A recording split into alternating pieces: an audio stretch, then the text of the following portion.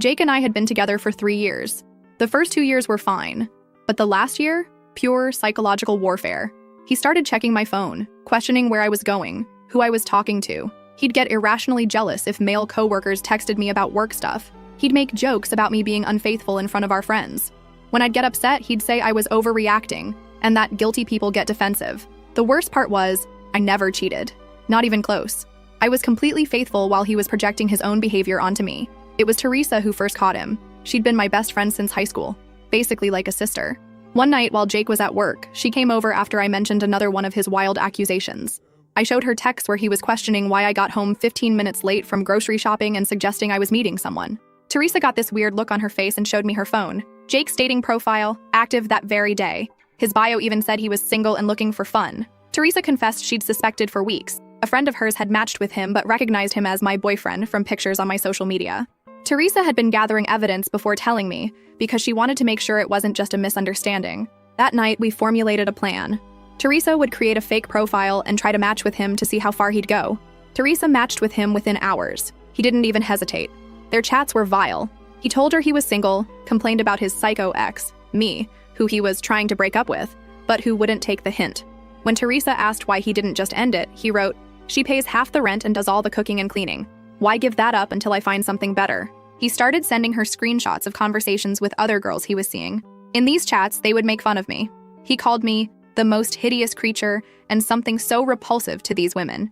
There was a message from Jake saying, "I almost gag when she tries to kiss me." And some girl responded, "You're such a saint for putting up with her. I would have left ages ago." Jake wrote back, "It's complicated, but not for long, I promise." These were messages to multiple women, all while he was accusing me of cheating. All while I was cooking his favorite meals, doing his laundry, and trying desperately to prove my loyalty to him. I didn't confront him right away. Teresa and I decided we needed more than just evidence. We needed a plan. Not to get him back, but to absolutely destroy him. The next few weeks, I played the perfect girlfriend while Teresa continued chatting with him through the fake profile. I smiled when he kissed me goodbye in the mornings. I still cooked his meals and did his laundry.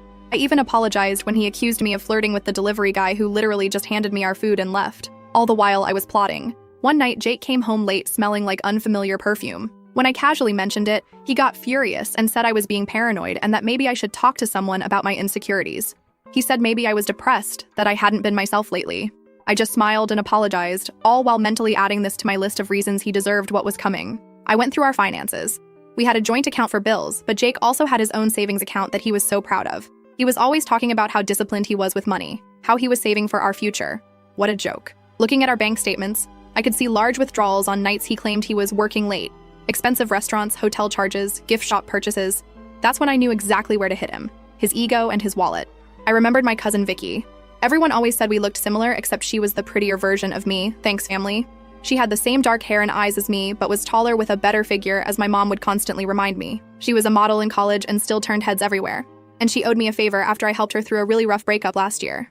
I called Vicky and Teresa for an emergency meeting and told them my full situation. Vicky was furious on my behalf. She said what Jake was doing was emotional abuse, not just cheating. And she was right.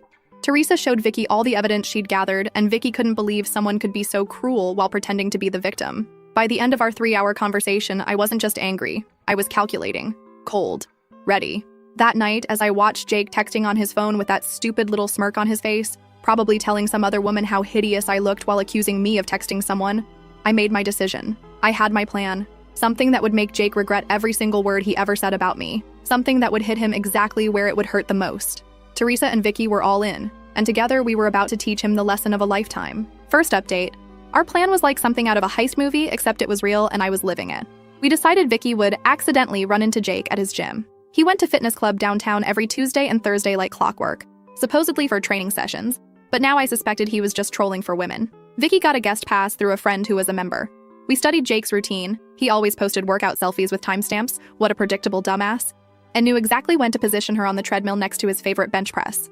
The first day of Operation Takedown, Vicky wore these insane leggings that made even me do a double take. She texted me from the gym. Target acquired. He hasn't stopped staring since I walked in. What happened next was so predictable, it was almost boring. Jake accidentally bumped into her while getting a towel. Started a conversation about protein shakes or some bullshit. Asked for her number to share workout tips. By that evening, he was already texting her. I sat with Vicky on my couch reading every message, my stomach in knots. Teresa brought wine and takeout, insisting we needed fuel for the psychological warfare ahead. The texts were exactly what you'd expect. Compliments about how fit she looked, questions about whether she was single, suggestions they should grab a protein shake sometime. Here's the kicker. Jake had no idea Vicky was my cousin. We look similar, but not in an obvious way unless you're really paying attention. And Jake never really paid attention to me anymore. The plan was simple but devastating. Vicky would date him, get him completely hooked, make him spend obscene amounts of money on her, and then eventually we'd reveal everything. Meanwhile, I'd continue playing the unsuspecting girlfriend while secretly enjoying watching him dig his own grave financially and emotionally. Vicky and Jake had their first date 3 days later. He told me he had a work event that night. I kissed him goodbye, told him to have fun, and then immediately drove to Teresa's apartment where we tracked the whole evening through Vicky's play-by-play texts. He took her to this ridiculously expensive restaurant he'd never taken me to, despite my hints about wanting to go there for our anniversary. Vicky said he ordered the priciest wine on the menu, bragged about his important job and his savings account. He even had the nerve to mention he was practically single and wrapping up a dead-end relationship. When Vicky sent us a bathroom selfie from the restaurant, I almost threw up. It was surreal seeing my boyfriend on a date with my cousin while I was sitting on my best friend's couch eating popcorn and plotting revenge. Teresa kept reminding me it was all just evidence of what a piece of shit he was, and that soon he'd pay for everything. Literally. Over the next few weeks, Jake became obsessed with Vicky. He started canceling our plans to see her, staying out later, coming home with this smug look on his face like he had some amazing secret, all while Vicky reported back everything to me and Teresa. The money spending started small. Dinners, small gifts, concert tickets. But Vicky was strategic. She'd mentioned some jewelry she liked just casually while they were walking past a store. Next thing you know, Jake's dropping $500 on earrings to impress her. She'd talk about a weekend getaway spot she'd always wanted to visit, and suddenly Jake was booking hotels and making plans. The best part? Vicky would accidentally leave these gifts at his place claiming she didn't want to lose them, but really so he couldn't ask for them back later. Then she'd bring them straight to me. I now had a collection of expensive jewelry, designer bags, and even a fucking watch he bought her, all purchased with money he claimed he was saving for our future. As for the trips and experiences, Vicky had a system. She'd get Jake to book everything on his credit card. Then she'd find some excuse for why she needed cash for her half, which he'd immediately refuse because he was trying to impress her. Then after the weekend, she'd Venmo me her fun money from Jake's cash. Sometimes I'd use it for myself, but mostly I'd split it with Teresa and Vicky for what we called our revenge fund. We were building quite the nest egg. One weekend, Jake told me he had a business conference in a beach town 2 hours away. What he actually had was a romantic weekend with Vicky at a luxury resort. Vicky somehow convinced him she needed $800 in spending money for spa treatments and shopping. He handed it over without question. That money funded my spa day with Teresa at a local place while he was gone. We got the works, massages, facials, mani-pedis, all on Jake's dime. We even posted pictures, knowing Jake never looked at my social media anymore. The whole time, Jake was getting bolder with his lies to me. He started working late 4 nights a week, had business trips on weekends. Once he even claimed his mom was sick so he could take Vicky to a wine country resort. His mom called me that same weekend to ask if we wanted to come over for dinner. I made up some excuse about Jake having food poisoning. Keeping up my end of the charade was exhausting. I had to pretend everything was normal, had to keep cooking his meals, doing his laundry, smiling when he kissed me with the same fucking lips he'd been using on my cousin. Things got more complicated when Jake started telling Vicky about his horrible girlfriend, meaning me. Vicky would record their conversations, legal in our state with one-party consent, and send them to me. Hearing him call me desperate and clingy and totally oblivious made me want to burn his entire life to the ground.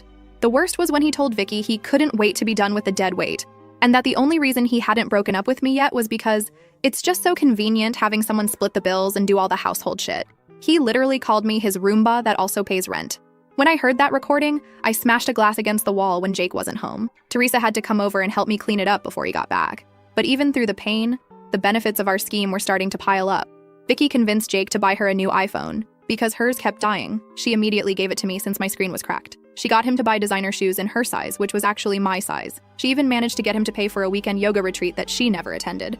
I went with Teresa instead, laughing the entire time about how Jake was funding my relaxation while believing I was at home doing his laundry.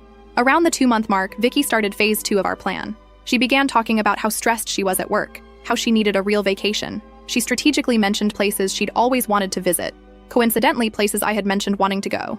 One night while on a date with Jake, she broke down in fake tears about how she'd never been able to afford a real vacation. Jake, trying to be the hero, immediately offered to help. Before the night was over, he'd booked a weekend trip to this amazing mountain resort about 3 hours away. All expenses paid. Here's where it got interesting. The day before the trip, Vicky called Jake sobbing. Her grandmother was in the hospital and she couldn't possibly go away that weekend. Jake was devastated, especially since the reservation was non-refundable. Vicky, being the thoughtful person she is, suggested he take the trip anyway since he'd been working so hard. Jake reluctantly agreed. The minute Jake told me he was going on a guy's fishing trip that weekend, his cover story to me, I texted Vicky and Teresa. The plan was in motion. Vicky had already secretly given me the reservation details. As soon as Jake left for work the next morning, I packed my bags, picked up Teresa, and we drove to the exact resort Jake had booked for his weekend with Vicky. We checked in using the reservation Jake had paid for. The front desk didn't even blink when I gave them my ID. The reservation was under Jake's name but didn't specify guest names. We spent the entire weekend in luxury. Spa treatments, gourmet meals, hiking with a private guide, all courtesy of Jake's credit card. We even ordered room service and charged it to the room. Meanwhile, Jake was texting Vicky about how disappointed he was, but how he was making the best of it on his fishing trip with imaginary friends. We took so many pictures that weekend, being careful not to post them anywhere Jake might see. Those photos went into what we called our evidence locker, the folder we'd eventually use to show Jake just how thoroughly he'd been played. When I got home Sunday night, Jake was already there telling me about all the huge fish he and his buddies caught. I nodded and asked questions, acting interested while secretly replaying the memory of soaking in a hot tub with a glass of expensive champagne he had paid for. The pattern continued for another month. One of my favorite scams was the birthday present scheme. Vicky mentioned her best friend's birthday was coming up, and she wanted to get her something special but was short on cash. Jake immediately offered to help. He ended up buying an expensive designer bag that Vicky had picked out, which she promptly gave to me for my birthday, which was actually the following week. I carried that bag everywhere, including on dates with Jake. He complimented it once, saying it looked expensive. I just smiled and said Teresa had gotten it for me. Technically not a lie. His savings account was dwindling, and he'd started complaining to me about unexpected expenses at work and how we might need to tighten our belts for a while. The audacity. Meanwhile, things between Jake and Vicky were getting more serious from his perspective. He started talking about introducing her to his friends, maybe even his family. Vicky skillfully deflected, always keeping him at that perfect distance, close enough to keep spending money on her, but not so close that their relationship would move forward in any meaningful way. What Jake didn't know was that we were building up to something big. Vicky had started planting seeds about a luxury vacation she'd always dreamed of taking, some tropical resort with private bungalows over the water, places where rooms cost like $1,000 a night. Jake predictably took the bait, started looking at options, trying to figure out how to afford it. That's when we discovered he'd been moving money from our joint account into his private one to fund his double life, money that was supposed to be for our bills, our future. He'd been stealing from me to romance my cousin. Finding those transfers was like being punched in the stomach all over again, but it also made me more determined than ever to finish this. As the third month of our scheme came to a close, Jake was planning this extravagant vacation, draining his savings account for deposits and buying new luggage and ridiculous tropical outfits. Little did he know, it was all leading to the final phase of our plan, but we weren't quite ready to spring the trap. Not yet. We had at least one more month of making him pay. Literally. The best part? He had no idea what was coming. He still thought I was completely oblivious, still cooking his meals and doing his laundry like the perfect girlfriend. Still believed Vicky was falling for him as hard as he was falling for her. Still believed he was the one in control of the situation. But the control was all ours. And soon, very soon, he was going to learn just how badly he'd been played. Second update. Month 4 of Operation Destroy Jake's bank account was when things got really interesting. By this point, Vicky had Jake wrapped so tightly around her finger that he'd started getting sloppy with his lies to me. He'd work late, but forget to text that he wouldn't be home for dinner.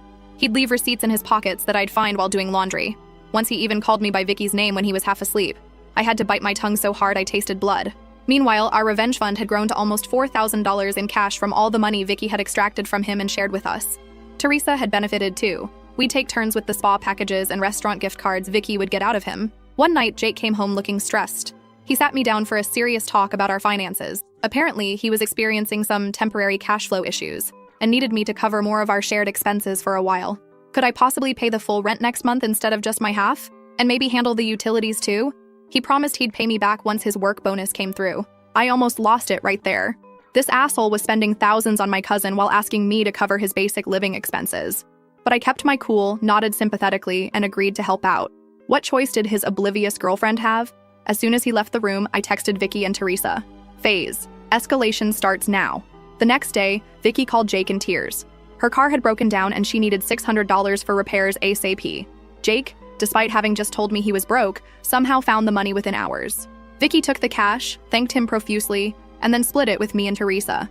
We went shopping while her perfectly functional car sat in my apartment complex's guest parking. But the real goldmine was the tropical vacation planning. Vicky had convinced Jake to book this ridiculously expensive resort in Bora Bora. Jake was struggling to come up with the money, but Vicky kept sending him pictures of the place, talking about how it would be the most romantic week of their lives. I watched from the shadows as Jake started selling things to fund this trip. His prized vintage guitar collection that he'd never let me even touch sold on eBay. The expensive watch his grandfather left him? Pawned. His crypto investments he was so proud of? Liquidated at a loss. All while telling me we needed to cut back on luxuries like my fucking morning coffee and Netflix subscription. One night while Jake was in the shower, I checked his phone and saw he'd taken out a personal loan for $15,000. The absolute madness. Going into debt for a woman he'd known for less than 4 months, while telling his girlfriend of 3 years that we needed to economize. While all this was happening, I was quietly preparing my exit strategy. I'd found a new apartment with Teresa's help, affordable and with good security. I'd been moving my important documents and sentimental items there little by little. I'd started redirecting my mail to a P.O. box. I'd even opened a new bank account at a different bank where Jake had no connections. The stress of maintaining the charade was getting to me, though. Playing the supportive, oblivious girlfriend while watching Jake destroy his finances for another woman, even if that woman was my cousin working on my behalf, was exhausting. Some nights I'd lie awake next to him, fighting the urge to scream in his face about what a pathetic, disloyal piece of shit he was. Teresa noticed I was struggling and suggested we treat ourselves to a mental health day, using some of our revenge fund money. We booked a day at this amazing hot springs resort, about an hour outside the city. The irony? It was a place Jake had once promised to take me for our anniversary, but claimed we couldn't afford. The day at the hot springs was exactly what I needed. Soaking in the mineral pools, getting massages, drinking champagne at 11 a.m., all while knowing Jake was at work, stressed about money, completely unaware that he was funding my relaxation. It felt like poetic justice. When I got home that evening, Jake was already there, which was unusual. He looked nervous, pacing around the living room. My heart dropped. Had he somehow found out about our scheme? But no, it was something else entirely. He sat me down and told me he'd been doing some serious thinking about our relationship. This was it. He was going to break up with me. After all these months of cheating and lying, he was finally going to end things so he could be with Vicky openly. I prepared my fake surprise face, already mentally rehearsing how I'd call Vicky and Teresa the minute he left to tell them we needed to accelerate our timeline. But that's not what happened at all. Instead, this delusional asshole got down on one knee and pulled out a ring box. A fucking engagement ring. He started saying how he'd been distant lately because he was working through some personal issues, but had realized I was the one he wanted to spend his life with. That sometimes people don't appreciate what they have until they almost lose it. That he wanted us to start fresh. I was literally speechless. This was his plan? To lock me down with an engagement while continuing to see Vicky on the side? Or was he planning to break things off with her? Either way, it was the most pathetic, desperate move I could imagine. The ring was tiny. Nothing like what he'd once promised he'd get me someday. Clearly his finances were in worse shape than I'd thought. I stood there frozen, my mind racing through options. If I said yes, it would buy me more time to extract maximum revenge. If I said no, the game would be over too soon. I did what any self-respecting woman in my position would do. I burst into tears, not entirely fake, they were tears of rage, and told him I needed time to think, that his distant behavior had hurt me deeply and I wasn't sure if we could fix things, that I loved him, but needed space to consider his proposal. Jake was crushed but tried to hide it. He said he understood that he'd give me all the time I needed. He even suggested I go stay with my parents for a few days to clear my head. I almost laughed out loud. He was trying to get me out of the apartment so he could have Vicky over. I pretended to agree, packed a bag, and went straight to Teresa's place. The minute I arrived, I called Vicky and filled her in on this insane new development. She couldn't believe it either. What kind of psychopath proposes to one woman while actively planning an expensive romantic vacation with another?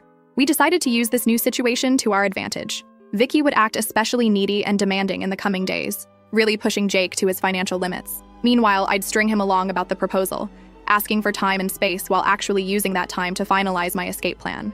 Over the next week, I stayed at Teresa's but maintained daily contact with Jake.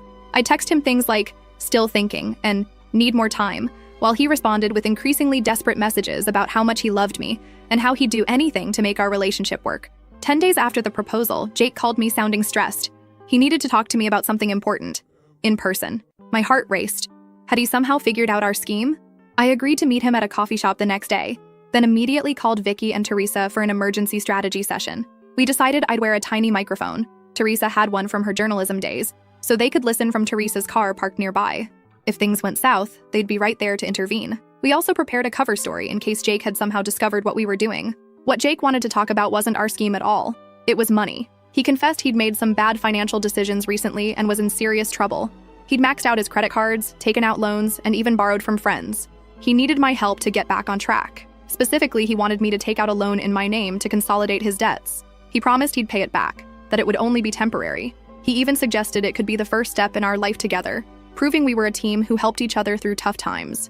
I sat there stunned at the audacity. This man had spent thousands on another woman, lied to my face for months, and now wanted me to go into debt to solve his financial problems he'd created by trying to impress my cousin. It took everything in me not to throw my hot coffee in his face. Instead, I told him I needed to think about it, that it was a big decision, that I was still processing his proposal, and this added a whole new complication. I could see the desperation in his eyes as I left, promising to let him know soon. The minute I got back to Teresa's car, we all burst out laughing. The sheer nerve of this man was almost impressive. Vicky immediately started planning the next phase. She would tell Jake she'd gotten an unexpected bonus at work and could now contribute significantly to their vacation. All he needed to do was complete the bookings and she'd reimburse him for her share. Of course, that reimbursement would never come, but Jake didn't know that. Over the next few days, Jake secured the final bookings for their Bora Bora trip. He'd had to borrow money from his brother to cover the last few $1,000s, but it was done. All non-refundable, all booked under both their names. The vacation was scheduled to start in exactly 2 weeks. Their flights would leave on a Friday morning, which meant we had 12 days to execute the final phase of our plan. And Jake had no idea what was coming. No idea at all. Last update. Those final 12 days before Jake's romantic Bora Bora getaway, LOL, were some of the most stressful and exhilarating of my life. We had everything planned down to the minute, but there was always the risk he'd figure something out, or that Vicky would slip up somehow. Meanwhile, Jake was getting increasingly desperate about money. He kept texting me about that loan, saying things like, "I wouldn't ask if it wasn't important, and this is about our future together." The audacity of this man thinking I'd go into debt for him while he was planning a luxury vacation with another woman. I mean, technically it was my cousin working on my behalf, but still. I finally agreed to meet him for dinner to discuss our relationship and the loan situation. I chose this mid-range restaurant where we'd had our first date, partly for the symbolism and partly because I knew he couldn't afford anything fancier at this point.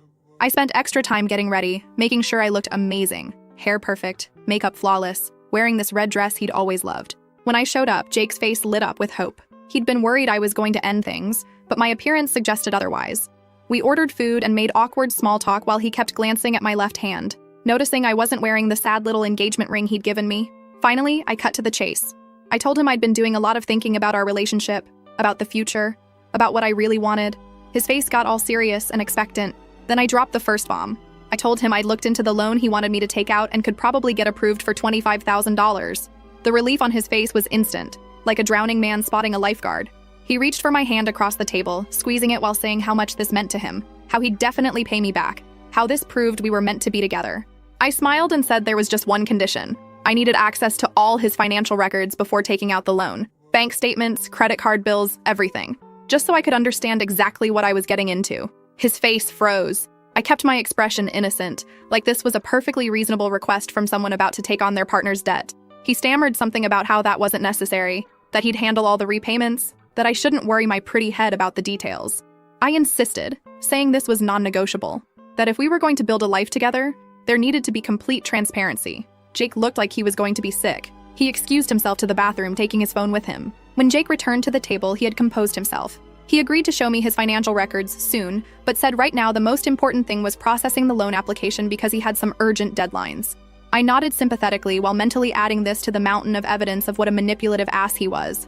I told him I'd go to the bank on Monday, this was Friday evening, to start the application process. His relief was palpable. Little did he know I had zero intention of getting him a penny. Over the weekend, Jake was extra attentive and loving, bringing me coffee in bed, suggesting we watch my favorite movies, even cleaning the apartment without being asked. All while texting Vicky constantly about their upcoming trip, which was now just 9 days away. Monday morning came, and I told Jake I had an appointment at the bank. I dressed in my most professional outfit and left the apartment while he wished me luck. Where I actually went was to meet Teresa and Vicky at our new favorite coffee shop to finalize the details of our plan. When I got home that evening, Jake was waiting expectantly.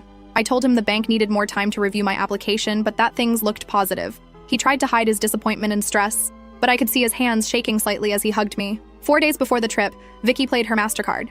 She called Jake crying, saying her grandmother had just been hospitalized and she might need to fly home to see her instead of going to Bora Bora. Jake panicked, started offering solutions. Could they postpone the trip? No, non-refundable. Could her grandmother wait? She was shocked he would suggest that. What if he went with her to see grandmother instead? No, family only during health crises. After letting him stew for 24 hours, Vicky called back with good news. Grandmother was stable and the doctor said there was no need for immediate concern. The Bora Bora trip could proceed as planned. Jake was so relieved he actually sent her flowers as a feel-better gift for grandmother. Flowers that were delivered to my new apartment, where Vicky was actually staying half the time now as we prepared for the final phase. 2 days before the trip, Jake was a complete mess. The bank, aka me, still hadn't approved the loan he desperately needed. He was trying to pack for Bora Bora while hiding his suitcase in the closet whenever I was home. He was juggling texts between me and Vicky, trying to keep both relationships afloat. It was almost sad how pathetic he'd become. Almost. The night before the big trip, I told Jake I needed to talk to him about something important. His face went pale. He probably thought it was about the engagement or the loan. Instead, I told him I was going to stay with Teresa for a few days because I needed space to think about our future. His relief was visible. This solved his problem of how to leave for the airport without me asking questions. What Jake didn't know was that while he was at work the previous day, I'd already moved most of my remaining belongings to my new apartment. All that was left were some clothes and toiletries I could easily fit in one suitcase, which I packed while he was in the shower. As I was about to leave, Jake hugged me tightly and said he hoped I'd have an answer about our future when he got back from his business trip on Sunday. The fact that he could lie to my face so convincingly after 3 years together still astounded me. The moment I closed the apartment door, our final countdown began. Operation Complete Destruction was officially underway. I went straight to Teresa's place where Vicky was waiting. We ordered pizza, opened champagne, and went over our plan one last time. Tomorrow morning, Jake would head to the airport thinking he was about to have the romantic getaway of a lifetime with his gorgeous secret girlfriend. Instead, he was about to have the worst day of his life. We barely slept that night, too wired with anticipation. At 6 a.m., Vicky texted Jake, "Good morning, so excited for today. Can't wait to see you at the airport." Jake responded immediately, "Just finishing packing. See you at Terminal 3 at 8:30. Can't believe we're finally doing this." At 7 a.m., we watched through the apartment building's security app as Jake left with his suitcase, looking happier than I'd seen him in months. The minute his car pulled away, Teresa, Vicky, and I got into Teresa's car and headed to the airport ourselves. Not to fly anywhere, just to witness what was about to unfold. We arrived at Terminal 3 around 8:15 and positioned ourselves at a cafe with a perfect view of the check-in counters. Jake arrived at 8:25, looking around eagerly for Vicky. He checked his phone, texted her, then went to stand in the check-in line for his flight. At exactly 8:45, when Jake would be approaching the counter, Vicky sent him the message we'd carefully crafted the night before. It was a selfie of me, Vicky, and Teresa together, all smiling widely with middle fingers up. Beneath it, Vicky wrote, "Surprise, asshole. Hope you enjoy your $17,000 vacation for one. Your girlfriend knows everything." We watched from our hiding spot as Jake received the message. He froze in the middle of the check-in line, staring at his phone. His face went from confusion to shock to horror in seconds. He looked around wildly as if expecting to see us. Tried calling Vicky immediately, straight to voicemail because she'd blocked his number. Tried calling me, same result. Jake stepped out of the line, still staring at his phone in disbelief. He slumped onto a nearby bench, frantically typing, probably sending desperate messages that would never be delivered. We watched this go on for almost 20 minutes before he finally got up and walked zombie-like toward the exit, dragging his suitcase behind him. Jake spent the entire day calling us from different numbers, leaving increasingly desperate voicemails. We ignored them all, focusing instead on phase 2 of our final plan. I'd also left a carefully worded letter on the kitchen table outlining exactly what we knew, along with printed copies of some of his worst messages about me, including the ones where he called me the most hideous thing and his Roomba that also pays rent. The letter explained that if he contacted me or Vicky again with any threats or harassment, the entire evidence folder would be sent to his parents, his boss, and posted publicly. Was all of this strictly necessary? Probably not. Was it deliciously satisfying after months of his psychological abuse and cheating? Absolutely. That evening, Jake showed up at the apartment to find he couldn't get in. The security camera caught his meltdown in the hallway as he realized just how thoroughly he'd been played. Over the next few days, Jake cycled through every emotion possible. He sent emails begging for forgiveness, then angry ones calling us crazy bitches, then pitiful ones about how he'd lose his job if he couldn't repay his debts. Exactly 1 week after the airport incident, we executed the final part of our plan. Vicky, Teresa, and I booked ourselves into a gorgeous local spa resort for the weekend, paid for with the last of our fund money. While soaking in hot tubs and getting massages, we each posted a single photo to our social media accounts. Predictably, this triggered another round of desperate messages from Jake, now using his brother's phone since we'd blocked all his numbers. He couldn't understand how we could be so cruel and heartless. He claimed what he'd done wasn't that bad compared to how we'd destroyed his life. The lack of self-awareness was truly spectacular. In the months since then, Jake has tried various tactics to contact me. He even sent a letter to my parents' house. They forwarded it to me unopened. What he hasn't done is repay any of the money he took from our joint account, or explain to his family and friends why he suddenly had to move back in with his parents at 30.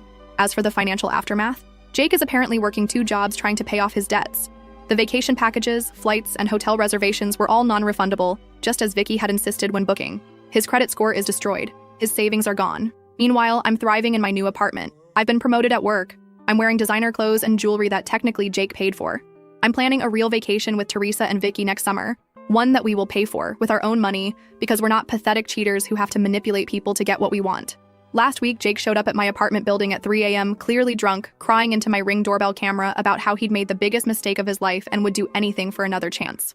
I watched the live feed from my phone, cozy in bed, and did the only reasonable thing, sent the video to Vicky and Teresa so we could all laugh about it together, then forwarded it to building security to have him removed from the property.